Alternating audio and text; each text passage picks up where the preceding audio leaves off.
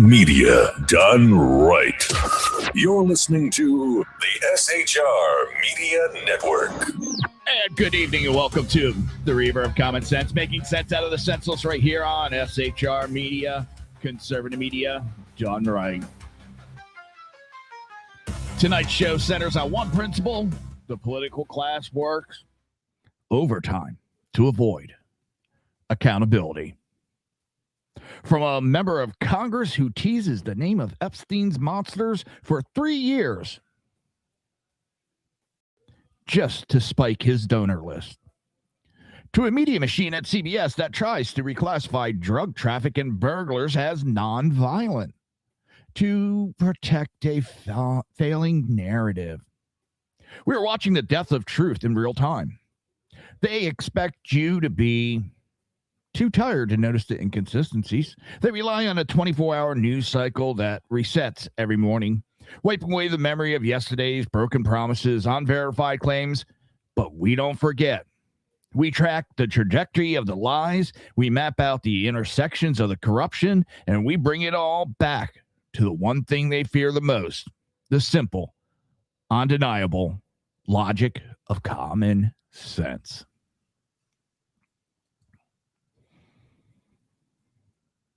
But across the country, in places like Memphis, Minneapolis, and New Orleans, we are seeing what happens when you stop talking and start enforcing. When the adults take back the streets and remove the predators, the crime numbers just don't dip.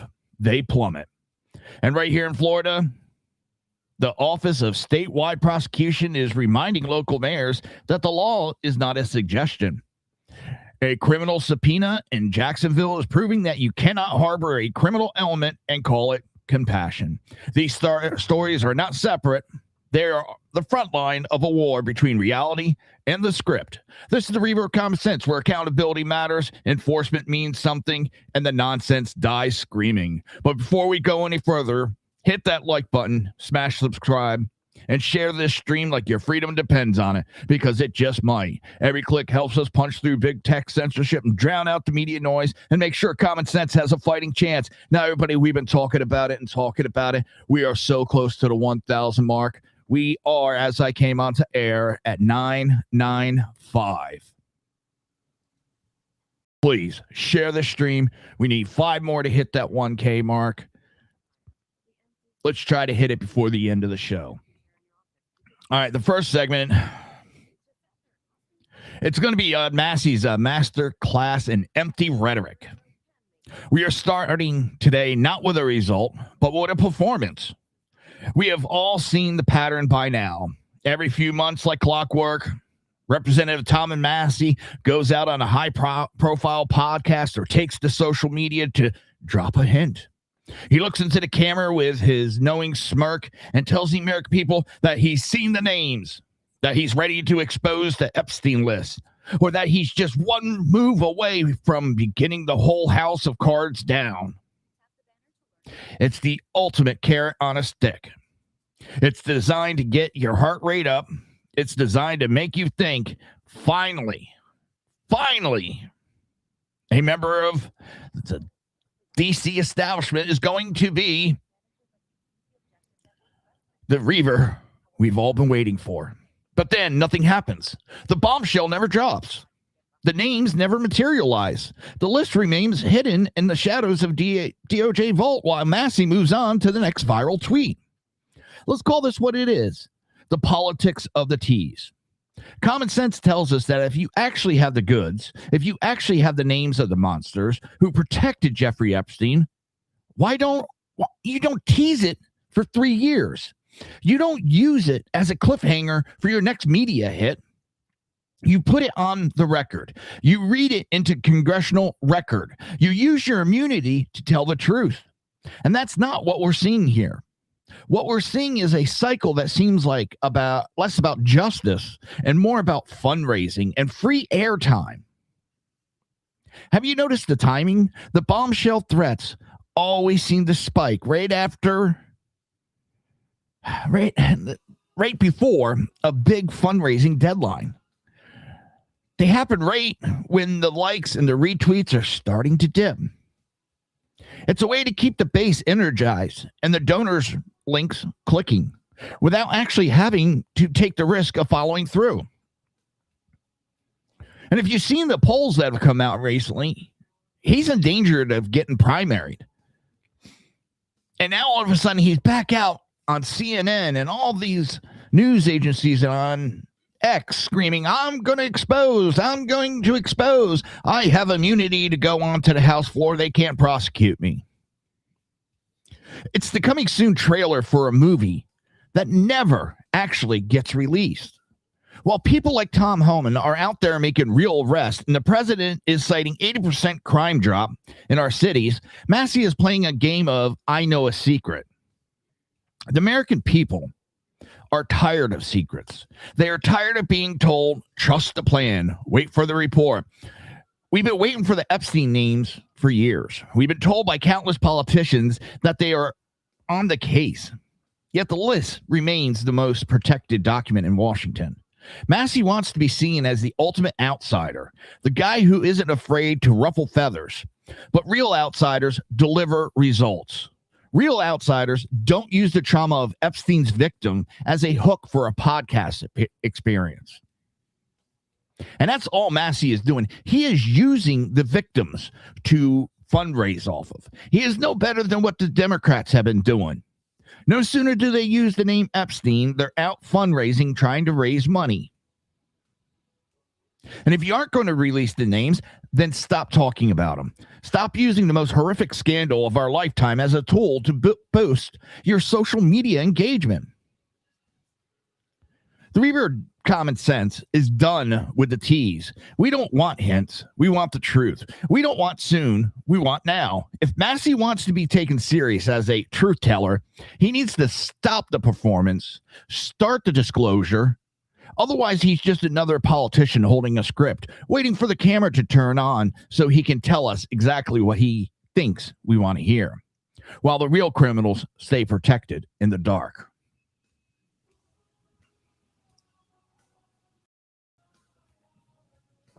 Sorry. I gotta finish that coffee before it gets cold. I hate cold coffee. I hate it. Oh. Now we're going to move on to the voter. Coffee, Graham. Oh. All right, Phantom, you're fired. Where the narrative dies screaming. That's right, the voter ID illusion where the narrative dies screaming. We aren't just looking at headlines. We're performing a forensic audit on a lie. A lie that has been manufactured, polished, and sold to the American public by the highest level of the DC establishment. For years, we've heard the same script lines from the halls of Congress. You've heard Senate Majority Leader Chuck Schumer, the activist wing of the ACLU, and every talking head on cable news tell you that requiring a photo ID to vote is Jim Crow 2.0. How many people are tired of hearing that lie? They call it a harshest voter suppression law and a targeted attack on minority communities. They use the phrase Jim Crow because it's a psychological weapon.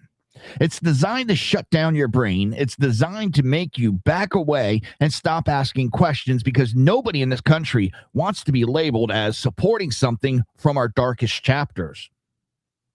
But they want you to believe that in 2026, millions of Americans are simply too incapable, too marginalized, or too disconnected to possess a piece of plastic that you need for every other facet of modern life. I think them making this statement is one of the biggest racist comments of the modern day. You're telling me, and this is exactly what Schumer's saying, these minorities are too stupid, too dumb to get an ID.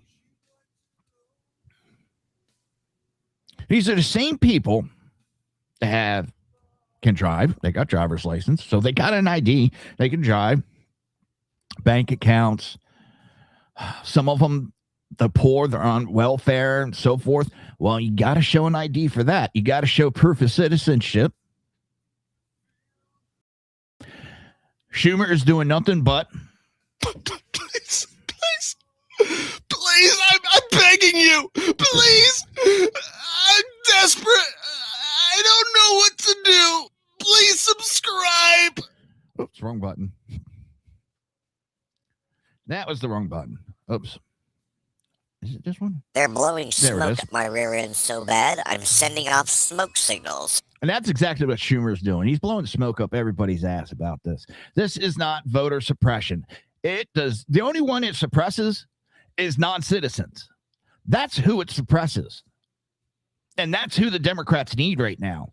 And I know, no, there's no illegals that are voting. They can't vote. Bullshit. We keep seeing time and time again people getting convicted. We keep finding them on the rolls. We keep hearing about that they are registered vote. It's not a myth. It's not a once in a lifetime issue. It's happening all over. And it doesn't take a lot of illegal votes to change an election. It doesn't. 100 here, 100 there. What that starts adding up when you start going across counties.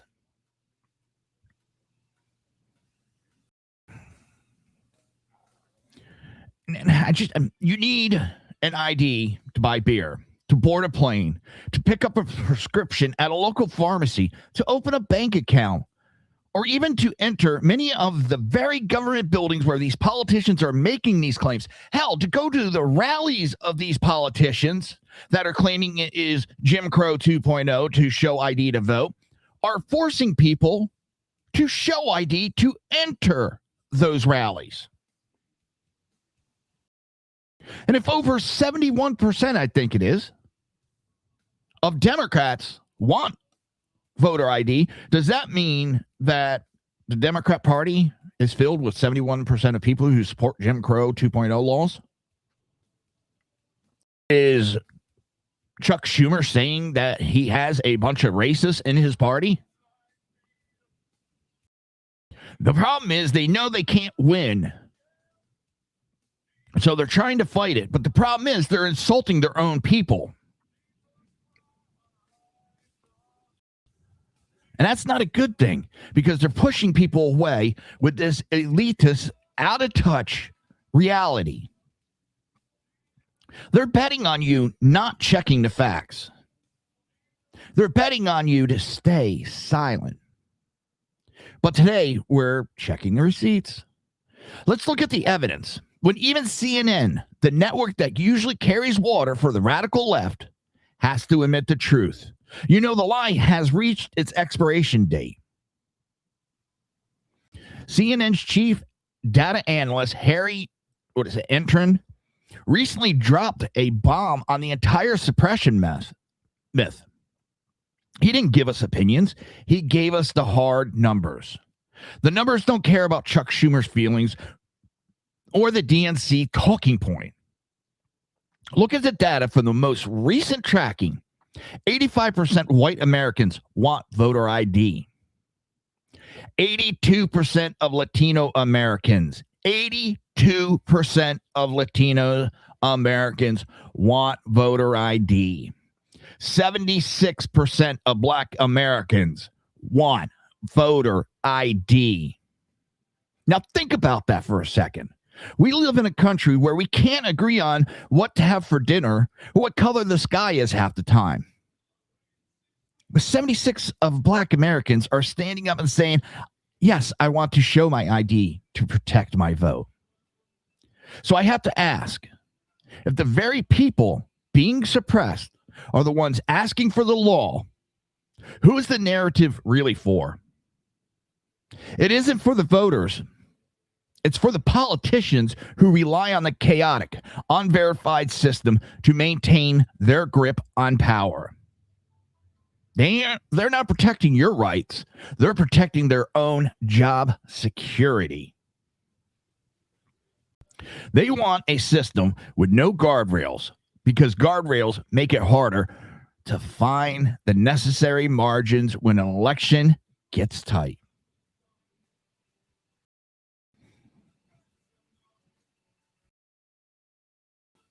this isn't just happening in polling booths. It's happening in the culture. Look at now Nicki Minaj. Hardly a member of the DC establishment. She recently took to social media to ask her millions of followers why voter ID is even a debate. She's essentially saying what every common sense American has known for years. It just makes sense. And the reaction from her fans, the Barbs, has been explosive.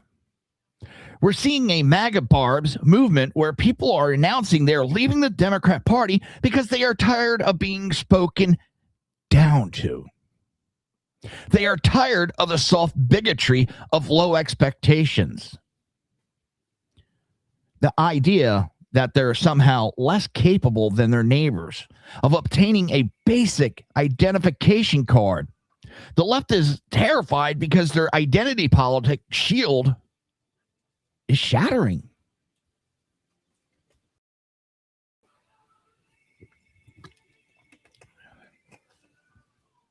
This brings us to the policy side. The SAVE Act. The critics in D.C. call it burdensome to ask for proof of citizenship. They call it extreme to verify that people voting in American elections are actually Americans.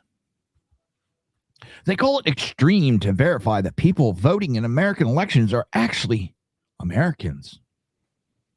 Let's pause and think about how far we've fallen when American citizenship is considered an extreme requirement for American elections. The ACLU will tell you that 21 million citizens don't have easy access to these documents, but they don't tell you that the vast majority of these people already have them or can get them. Truth is not a security protocol. Trust is not a security protocol. Common sense tells us that a secure vote is the only vote that actually counts. The SAVE Act is about closing the loopholes that let non-citizens onto the rolls. If you have to show a passport to enter the country, why shouldn't you have to prove you belong here to decide who runs it?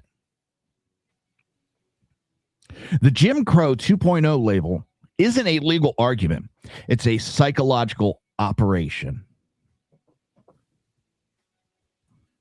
It's designed to make you feel guilty for demanding integrity.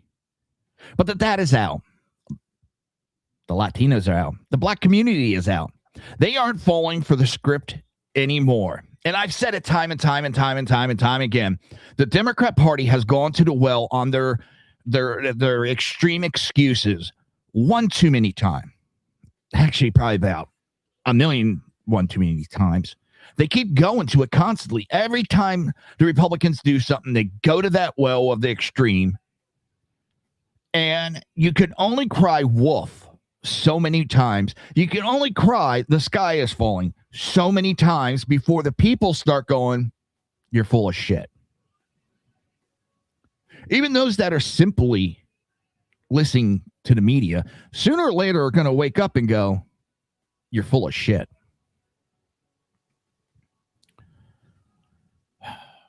They know that if you don't have a secure election, you don't have a country. The politicians in D.C. keep screaming racism into the wind all they want. But when 82% of Latinos and 76% of the black Americans are standing on the other side of the line, the only person left in the past is the politician holding the script. And we're just getting started, folks. This is the anatomy. Damn it. Of modern political warfare. And we're only peeling back the first layer. Don't go away.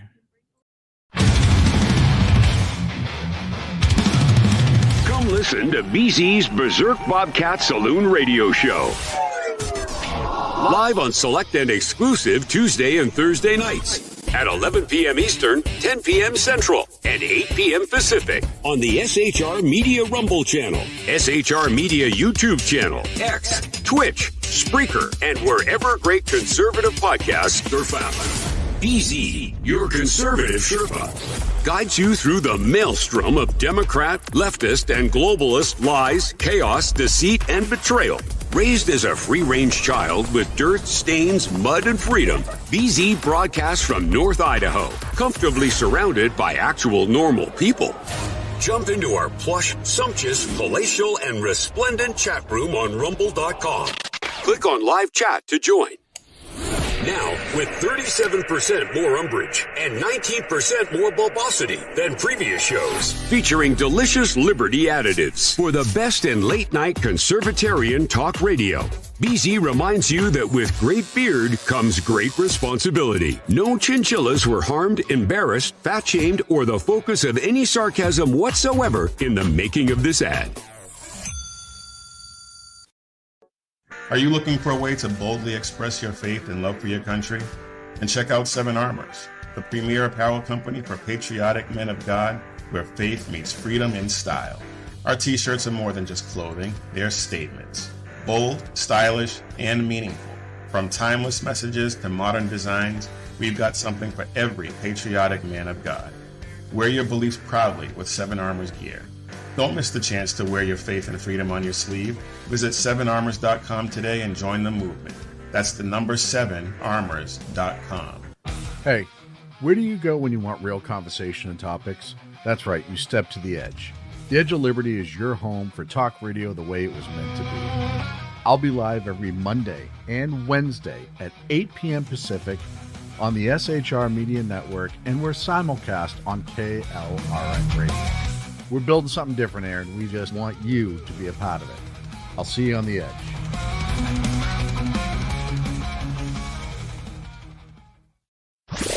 Conservative media done right. You're listening to the SHR Media Network.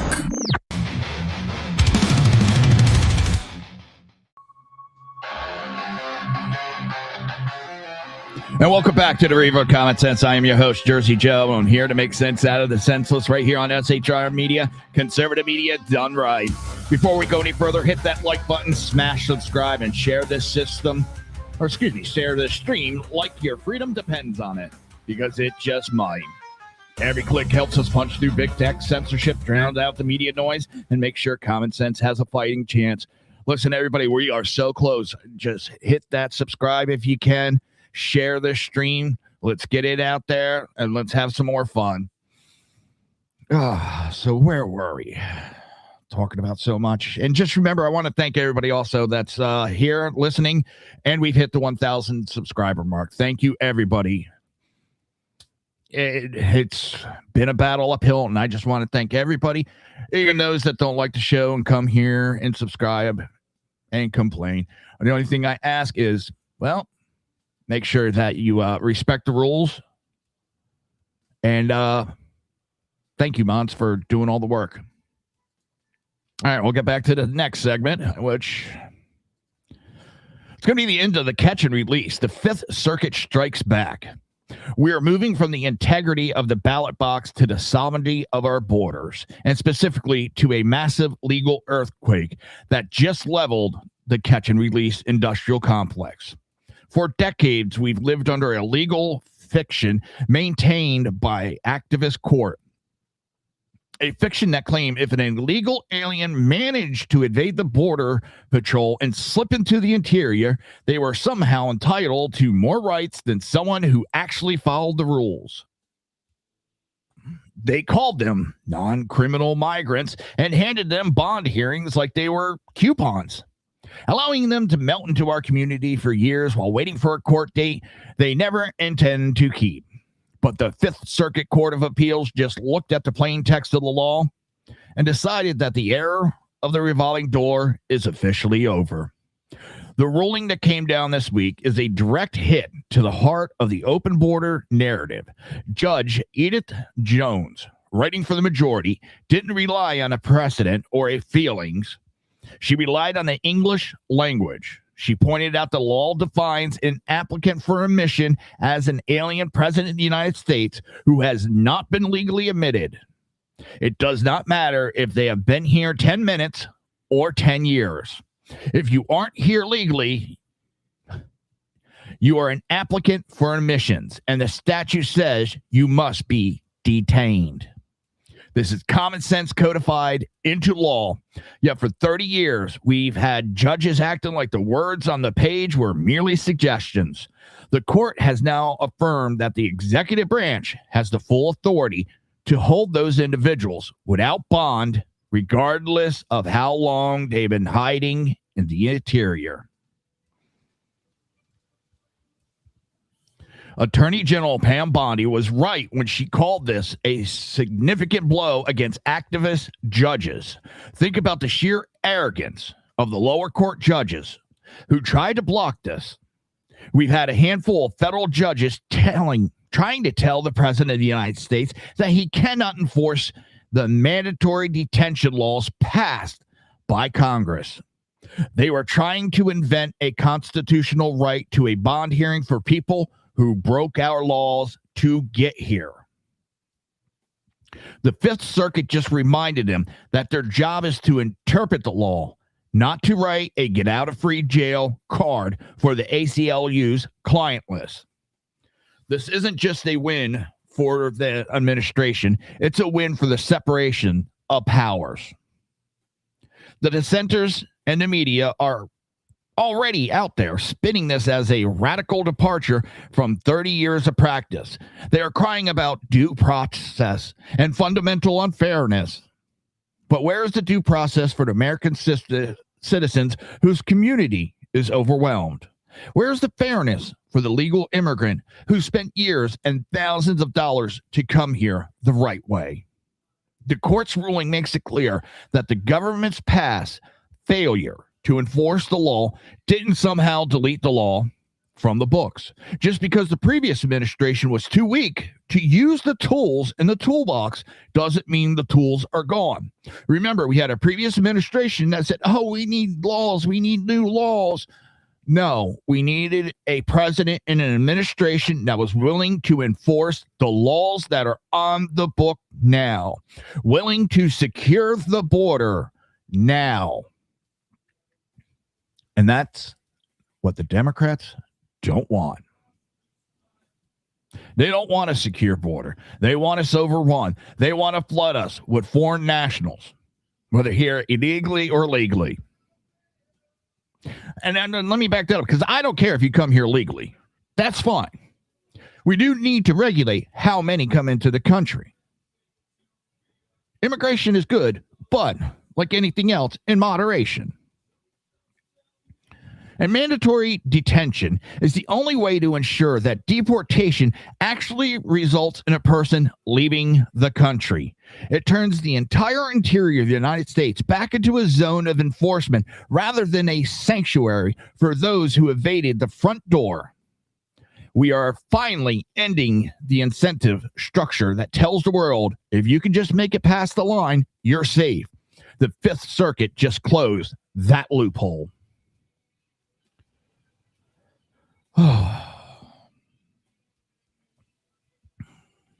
Paying the price.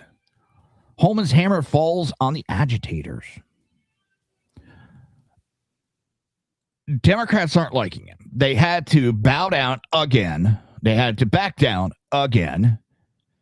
And these agitators, well, they listened to what they were asked to do, and now they're paying the ultimate price. And we are shifting from the high court ruling to the reality on the pavement, where the rhetoric of the activist class is finally meeting the resolve of the law. For months, we've seen the agitator class operating under the delusion that they could physically stand in the way of federal law enforcement. They've been blocking vans, surrounding officers, and attempting to turn routine operations into a circus for social media.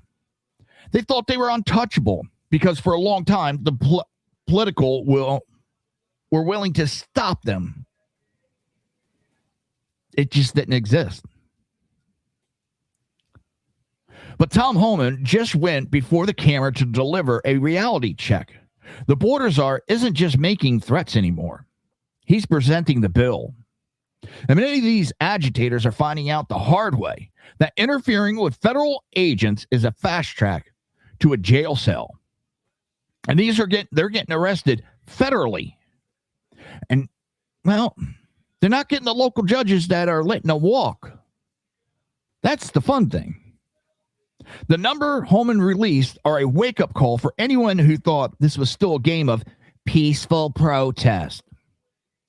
He revealed that over 250 criminals have been arrested in a recent sweep. And here's the part the mainstream media wants to bury. Among those arrested were 14 individuals who were previously convicted of homicide. 14 of them were previously convicted of homicide. These are the people the Abolish ICE crowd is physically protecting when they block a street or surround a transport vehicle. They aren't defending neighbors. They are providing a human shield for violent felons. Homan's message was clear. If you stand between a federal officer and a convicted murderer, you aren't an activist. You are a co-conspirator. You are now a target for the very enforcement you're trying to stop, and the administration is no longer interested in giving warnings. This is a fundamental shift in how we handle interference. Under previous leadership, agents were often told to de-escalate, which in reality means retreat whenever a group of masked radicals start screaming. It creates a dangerous vacuum where the mob felt they had a veto over the law. Oh, and let's throw this in there real quick. It just came out just as I was coming on air, and I didn't have time to pull anything up. It's been ruled that California's federal law, can't wear a mask, is unconstitutional and has been blocked. We've said it on just about every show on SHR Media. Local government, state government cannot tell law enforcement what to do. You cannot arrest them for wearing a mask. It is beyond their capability. You have the governor of New York out there saying he's written an EO that's going to block federal enforcement from coming here and there. It ain't going to do shit. He doesn't have the power. If Gavin Newsom, a governor, doesn't have the power, a mayor doesn't have power. But all these laws that they're putting in, we're going to stop them from wearing masks. Yeah. Well, that paper is about worth as much as what I wipe my ass with. But the new directive is the exact opposite. If you interfere with an ICE operation, you are going to be processed, you are going to be charged, and you're going to face the full weight of federal prosecution. Homan is making it clear that the safety of the agents and the safety of the public comes before the feelings of the protesters. He's exposing the hypocrisy of a movement that claims to be about human rights while they fight to keep killers and rapists on the streets just to score political points. The interference industry is currently in a state of panic because their funding and their foot soldiers rely on the assumption of zero consequences. They want the clout of the arrest without the reality of the sentence. But when you start seeing agitators being hit with felony interference charges that carry real time, the fun of protest evaporates pretty quickly. We are seeing the restoration of a very simple concept. The law is not a suggestion. Tom Homan isn't just cleaning up the border, he's cleaning up the interior. And he's starting with the people who think they are above the law. The bottom line here is accountability. For too long, we have allowed a culture of lawlessness to take root, where the rights of the lawbreakers were placed above the rights of the law-abiding citizens. But that era is over. Whether it's a judge in a robe or a radical in a mask, if you stand in the way of an enforcement of American law, you're going to pay the price. The adults are back in the room, and they brought the handcuffs with them. It's kind of funny because I saw this weekend, it was being reported in the local news, oh, you ought to see these protests, and they were down here in Florida. I think they may have had like 10, 15 people at each protest. No one's buying it. Especially here in Florida, you got your now. If they're not shipping people in, I have not met a single person in reality, not on the internet, I'm talking in reality, that supports the protests. Everyone I've met and talked to agrees that these deportations have to happen, that people need to come here the legal way, the right way. And they need to remember that crossing the border illegally is a federal offense. It is a crime. It is not. It is not a civil penalty. The civil penalty has to deal with when you overstay your visa. That is a civil penalty. And still, the penalty for that is deportation. Entering the country illegally is a federal crime. Too many liberals love to spew the misinformation and falsity that it is not a crime, that is a civil offense. They're mixing it up and confusing it. But people are tired of it. Most Americans, a majority of the Americans, and the polls have showed it time and time and time and time again, want deportation. They are fine with what's going on. Because understand, if you're here illegally, you are a criminal. And you can't say that, oh, they commit less crimes. They report less crimes. Because they're here illegally and they're afraid reporting crimes, well, is going to get them deported. So they don't want to deal with the cops. So that theory's right out the window. All right, everybody, it's getting that time. Coming up on the last segment. And we're just getting started. This is the anatomy of a modern political warfare, and we're only peeling back. I would say we're to the second layer. Don't go away. We will be right. Come listen to BZ's Berserk Bobcat Saloon Radio Show. Live on select and exclusive Tuesday and Thursday nights at 11 p.m. Eastern, 10 p.m. Central, and 8 p.m. Pacific on the SHR Media Rumble channel, SHR Media YouTube channel, X, Twitch, Spreaker, and wherever great conservative podcasts are found. BZ, your conservative Sherpa, guides you through the maelstrom of Democrat, leftist, and globalist lies, chaos, deceit, and betrayal.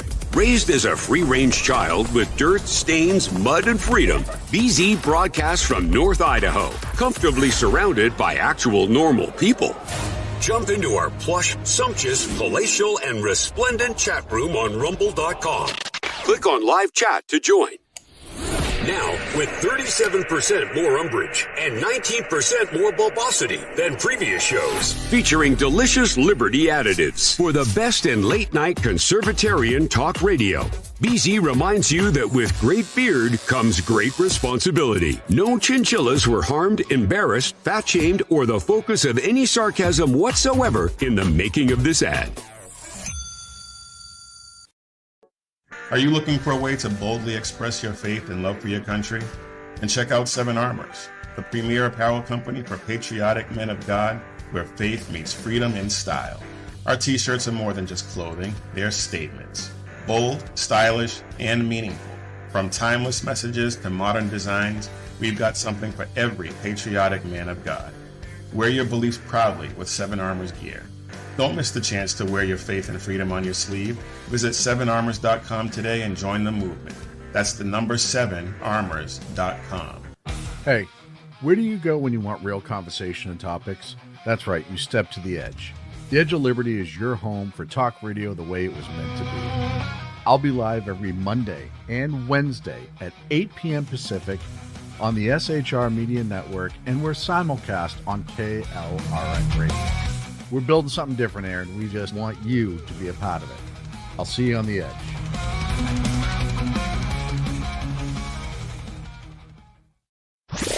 Conservative media done right. You're listening to the SHR Media Network.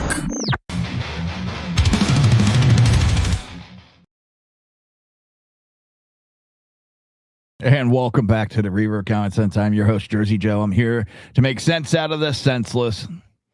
I don't pay attention. Well, not that I don't pay attention. I do the show and everything, and I'm usually not looking in chat, but I just looked in there to see what the guys are saying about the 1000. And I saw some guy on Twitch saying, I don't think this is live. Well, you'd be wrong, wouldn't you? This is live. It's not Memorex. And I just got to thank everybody from the bottom of my heart for the 1000. We appreciate it. We thank you. There's you don't know what this means to us. It's been a work of passion for us. So thank you. And thank you to the moderators for keeping control of the chat room. I know how it gets sometimes. So, all right, let's get on to the next subject. We're going to talk to Minneapolis Miracle results versus radicalism. We are turning our attentions now to a city that was once the ground zero for the radical left's war on law enforcement, Minneapolis. For years, Minneapolis was the cautionary tale. It was the city that let itself burn in 2020. It was the city where the city council stood on a stage behind a defund the police sign and promised a transformative new era of public safety. Well, the transformation happened all right, but it wasn't what they promised. It was a transformation into chaos, into record-breaking carjackings, and into a vacuum where criminals felt more protected than the citizens. But this week, President Trump went before the cameras to defend a very different kind of transformation. He defended the surge of federal enforcement that has been pouring into that city. And he just didn't talk about feelings. He talked about results. He revealed that since the federal hammer came down, thousands of criminals, many of them gang members and illegal aliens with violent records, have been physically removed from the streets of Minneapolis. And the results? Crime just didn't dip. It plunged. For 4 years, the radical leadership in Minneapolis told you that over-policing was the problem. They told you that the presence of law enforcement was what caused the friction. But when the federal government stepped in and started removing the actual predators, the friction disappeared. The carjackings stopped. The open-air drug markets started to dry up. Trump is pointing out the ultimate common sense truth. You cannot have a civil society when you allow a criminal element to set the rules of engagement. But Minneapolis isn't an island. It's a blueprint. The president pointed to other major cities where the tough on crime approach is delivering results that the mainstream media said were impossible. Look at Washington, D.C. For years, our nation's capital was a war zone. But Trump's message this week was clear. D.C. is becoming a safe city again. You can actually walk to the White House. You don't have to take an armored vehicle anymore. Think about that imagery. The seat of our government is being reclaimed from the street gangs and the lawlessness that defined it for the last 4 years. Then you look at the Deep South. Look at what happened in Louisiana. The governor called and said, please do something with New Orleans. That's all, folks. Sorry about that. The federal government went in 4 weeks ago, just 4 weeks. And the result, crime is down 71%. And Memphis, Tennessee, after 5 weeks of federal enforcement, crime has plummeted by 80%. 71% crime drop in New Orleans, 80% in Memphis. These aren't small adjustments. They are the results of a government that has decided to prioritize the victim over the victimizer. The media is already trying to spin this as federal overreach. They are crying about the militarization of local law enforcement. But where were those tears when the small business owners in Minneapolis were watching their lives' work go up in flames, while the police were told to stand down? Where was the concern for overreach when the citizens of Memphis were afraid to leave their homes? The president isn't just defending a policy. He's defending the first duty of government, which is the protection of its people. White House Press Secretary Caroline Leavitt confirmed the scale of this victory earlier this week. Murders in the major U.S. cities have plunged to their lowest levels since at least 1900. We are seeing the lowest murder rate in over a century. And why? It isn't because of community outreach programs or restorative justice seminars. It's because the federal arrest, gang takedowns, and the surge of deportations. We are removing the people who cause the pain. Trump said it best. Crime is down to the lowest level it's ever been in this country because we are finally being tough on crime. We've had fewer murders than we have had in decades because we stopped making excuses for people who break the law. This is the blueprint for every city that has been held hostage by radical ideology. It's a simple formula. Identify the predators, remove them from the community, and restore the rule of law. It isn't extreme. It isn't radical. It is the bare minimum of what a functioning society requires. Trump's defense of the Minneapolis intervention and the results we're seeing in New Orleans and Memphis is a shot across the bow to every other sanctuary or defund city in America. The message is clear. The era of governance by narrative is over. We are back to governance by results. And if the thousands of criminals removed from our streets are any indication, the results are undeniable. Common sense has returned to our cities, not because the radicals changed their minds, but because the adults finally took back the street, and they aren't apologizing for it. Now we're going to be moving from the federal success story in Memphis and Minneapolis to a developing criminal investigation right here in my own backyard. This morning, the Office of Statewide Prosecution sent a clear and unmistakable message to the Deegan administration in Jacksonville. They didn't send a letter of inquiry. They didn't ask for a sit-down meeting. They issued a criminal subpoena. And with the statewide prosecutor operating under the authority of the Attorney General James Euthymire issues a criminal subpoena, it means the shadow government tactics of the sanctuary movement have officially hit the legal brick wall. The focus of this investigation is as serious as it gets. The state is looking for evidence that the mayor's office in Jacksonville coordinated to actively impede immigration enforcement and harbor criminal aliens. Think about the gravity of that allegation. We're talking about the potential misuse of city resources and the subversion of state and federal law to protect individuals who have no legal right to be on our soil. Individuals who, in many cases, are classified as criminal aliens.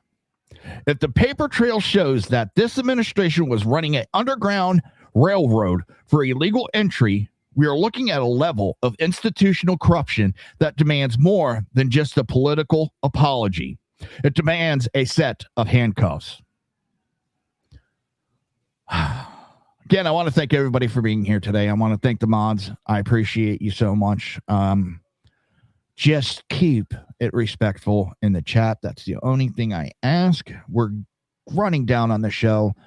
Listen, everybody, thank you for helping us hit 1,000. I can't thank you enough. I know Sackhead Sean, BZ, and Big E feel the same way. I think we're going to be holding a little celebration for us hitting the 1,000 mark.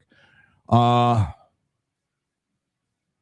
if you could, hit the share button, hit the subscribe, and just get this message out. We're here to tell you the truth. We're not here to put a spin on it. And if we're giving you opinion, you know our opinions.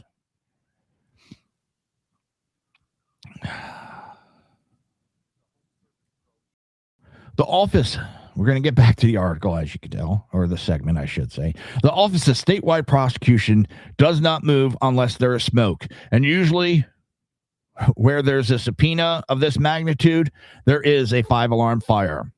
They are looking for emails, the text, and the meeting minutes. They want to know exactly who was talking to whom when ICE came knocking in Duval County. Was there an early warning system for raids? Were city employees instructed to withhold cooperation? If the evidence shows a coordinated effort to hide criminal aliens, then the Deegan administration is about to find out that Florida is not a safe space for lawlessness.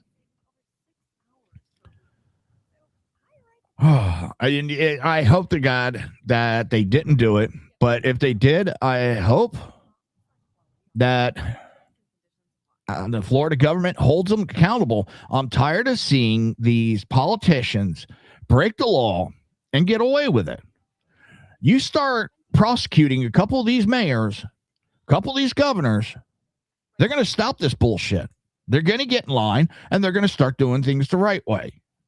For too long, they've been allowed to act that they are above the law. Well, I remember the chants of the left. No one's above the law. Now we're going to be moving on from criminal subpoenas in Jacksonville to a master class in media gaslighting. CBS News just dropped what they're calling an exclusive report, citing an internal DHS document. They want you to be shocked. They want you to be outraged because their data shows that less than 14% of nearly 400,000 individuals arrested by ICE in the president's first year back in power had violent criminal record. Now, they use certain words specifically that 14% of the 400,000 that were arrested only 14% had violent criminal records. And that sends the Democrats off into a deep end. The media is running with this as if it's a gotcha. They're trying to paint a picture of ICE agents sweeping up innocent grandmothers and valedictorians while ignoring the real threats. But when the mainstream media uses the word violent, they're using a very narrow, very sanitized legal definition designed to hide the truth from the American people. In the world of activist journalism, if you aren't actively pulling a trigger or swinging a blade, you are labeled non-violent. But let's look at what actually in that other non-violent pile. We're talking about drug trafficking. We're talking about human smuggling. We're talking about distribution of child pornography. And we are talking about fraud, burglary, DUIs. They're all in the non-violent categories. I want you to think about that. CBS wants you to believe that human smugglers who profit off the miseries of others is non-violent. They want you to believe that someone peddling poison to our children or driving drunk through our neighbor is a low-level offender. Common sense tells us that these aren't minor infractions. These are life-shattering crimes that destroy the fabric of our community. If someone is breaking into your home while you sleep, do you care if the government labels them nonviolent because they don't have a weapon? Of course not. You want them out of your neighborhood and out of the country. Even the article itself, in a rare moment of accidental honesty, admits that 60% of these individuals had criminal charges or conviction. And the real number is actually closer to 70. Think about the math here. 7 out of 10 people being picked up by ICE are already deep in the criminal justice system. These aren't people who forgot to file a form. These are criminals who have already shown a total disregard for the law of this nation. And a lot of them that had no zero criminal, but were here illegally, got swept up in those raids. Because why? Because mayors and governors refused to work with ICE and have them hand over these people. So ICE had to go in. When they go in for the raids, they sweep up everybody. So you get some people who were quote unquote law abiding, but here illegally, they get swept up because they're not supposed to be here. So if you're going to be pissed at anybody about these people that aren't out breaking our laws, getting swept up in these raids, be pissed at your Democrat representatives. They're the ones that are causing it. If they worked with ICE, they wouldn't be swept up. But a criminal is a criminal. And if you are in this country illegally and you are adding to the crime rate, whether it's through trafficking, burglary, or fraud, you have forfeited your right to be here. The American people didn't vote for selective enforcement. They voted for law and order. They voted for a government that prioritized the safety of the citizens over the comfort of the criminals. So CBS can keep their exclusive and their skewed percentages. We're going to keep looking at the reality. We're going to keep calling out the nonviolent lie, because at the end of the day, they are criminals. They are not welcomed here, and the Reaver of Common Sense is glad to see them going home. All right, we're going to be wrapping it up from here. And again, thank you everybody that has watched, everybody in chat and that has joined in. I appreciate you. Even the ones that are disagreeing with me, I appreciate you. And we covered a lot of ground today. But if you take one thing away from this broadcast, let it be this: the tide is turning. The era of a selective enforcement is hitting a brick wall of reality. Whether it's the Fifth Circuit telling the activists that catch and release is over, or the Office of Statewide Prosecution knocking on the door in Jacksonville, the message is being sent loud and clear. You cannot subvert the law of this nation and expect the American people to foot the bill for your radical experiment. We saw in the data from Minneapolis and Memphis, when you remove the criminal and the crime goes down, it's not a social science mystery. It's mathematical certainty. And we saw in the desperate gaslighting from the mainstream media, trying to tell you that a drug trafficker is a non-violent, while they ignore the carnage left in their wake. They are losing the argument, so they are trying to change the dictionary. And to the politicians who think they can keep teasing the truth to fill their campaign coffers, your time is up. The American people don't want your hints. They don't want your donor links. They want the Epstein names. They want the border secure, and they want their cities back.